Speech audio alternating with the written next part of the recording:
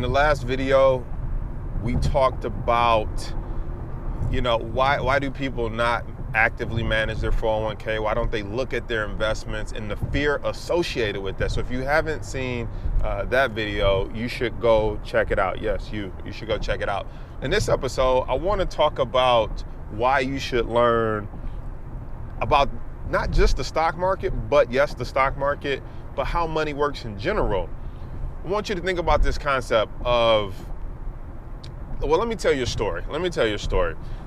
There was a story that once went that people who make over $1 million, there's certain investments. So there was a friend who went to another friend who was making $1 million.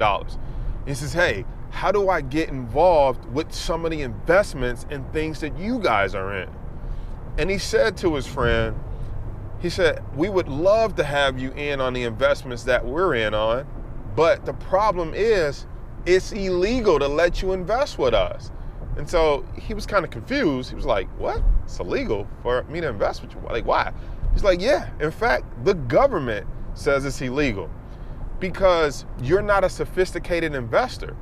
Meaning, if you don't understand what we do and you're not qualified by having earned at least $1 million yourself, it's illegal for us to bring you in on these investments because you're unqualified, you're uneducated, you can't even participate, and we don't have the time to explain it to you. And I'm kind of giving you the abbreviated version of the story, but it's kind of true. There are some investments that if you don't make a certain amount of money, the government, like hedge funds, different things like that, the government says you have to have a net worth of so many millions to even participate with these guys in some of these advanced trades, strategies, investments, hedges, stuff like that. So why should you learn about the market, investing, how money works? Well, that lack of knowledge keeps you out of the game. But I want you to think about it like this.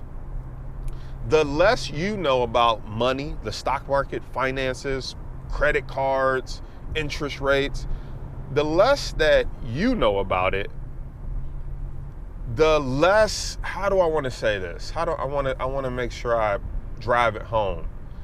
The less you know, then you can't be that educated at picking a good financial advisor. So even if you want to turn your trading, your investment, your finances over to somebody else, if you know a little bit about it, then you can talk intelligently with the person you're turning your finances over to and let them know what you're looking to do, but you're just not looking to do it yourself. And so you can, I think, easily pick up on if they're a con artist, if they're a scammer, if they're just pulling one over on you, or you can just pick up on how sophisticated they are. Because most of the times when you talk to different financial planners, stuff like that, and I'm neither. I'm not a financial planner. I don't want to manage your money. I have no interest. But I like to teach you how it works so you can go pick a better financial planner if that's what you choose to do. I prefer you manage it yourself. But what I'm getting at is most financial planners, if you ever go speak to them, go call one up right now. If you just pick up the phone after watching this video, go call some financial institution, ask them a couple questions. They normally talk in big words that go over your head. They make you feel little and stupid. And then they say stuff like, don't worry about it. We'll take care of you. Just come on in and see us, right? Or just bring all your paperwork, your documents. We'll put you in the best one. That happened to me once, never again. I'm not even gonna name the bank, but if you look at some of my older YouTube videos, I talk about that.